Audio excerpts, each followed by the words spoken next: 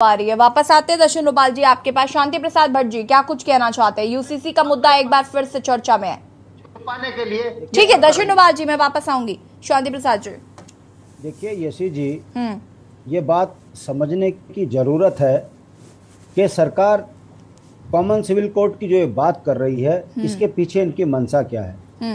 मैं क्षेत्रीय दल का नेता हूं, मेरा ये मानना है कि जिन बुनियादी चीज़ों के लिए राज्य मांगा गया था, यदि उस पर काम होता तो निश्चित रूप से सरकार के इस कदम की भी स्वागत करने वाली बात होती।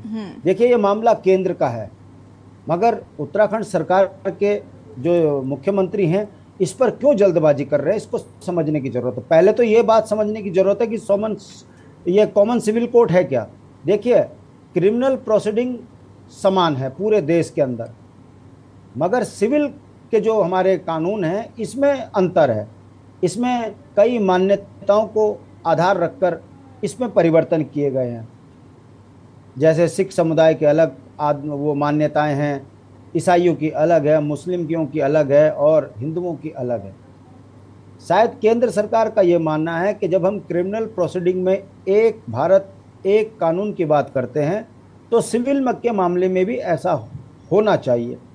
अब सवाल खड़ा होता है कि अगर भारतीय जनता पार्टी इस बात को लेकर आगे चल रही है तो हमारा फिर सवाल खड़ा होता है कि भारतीय जनता पार्टी को ये बताना पड़ेगा ना कि उत्तराखंड में क्यों, ये तो केंद्र का मामला है।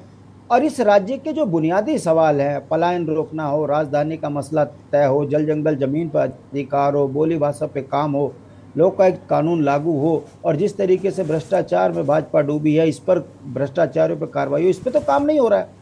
ये बार बार लोकसभा चुनाव से पहले कॉमन सिविल कोड की जो ये बात कर रहे हैं, इसको समझने की जरूरत इस तरीके से है क्योंकि जनता इनसे सवाल जवाब कर रही है। शांति प्रसाद जी, लेकिन मुझे ये भी समझना है, मुझे ये भी जानना है कि जब विधानसभा चुनाव फतेह किया धामी ने, उसके बाद उनसे ये सवाल पूछे जाने लगे विपक्ष की ओर से, यूसीसी कहा गया था लागू करेंगे, यूसीसी कहा गया था लागू करेंगे, क्यों नहीं किया अभी तक?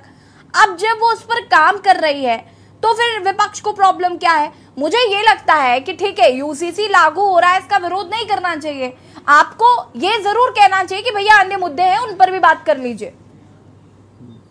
मैं पूछना चाहता हूं यशी जी आप ही के माध्यम से, देखिए हमको देश चलाना है, हमको प्रत्येक नागरिक के अधिकारों को संपन्न करना है। हमारी पहली प्राथमिकता होती है कि जिन मुद्दों को लेकर हम राज्य में सरकार बना रहे हैं उस पर काम हो।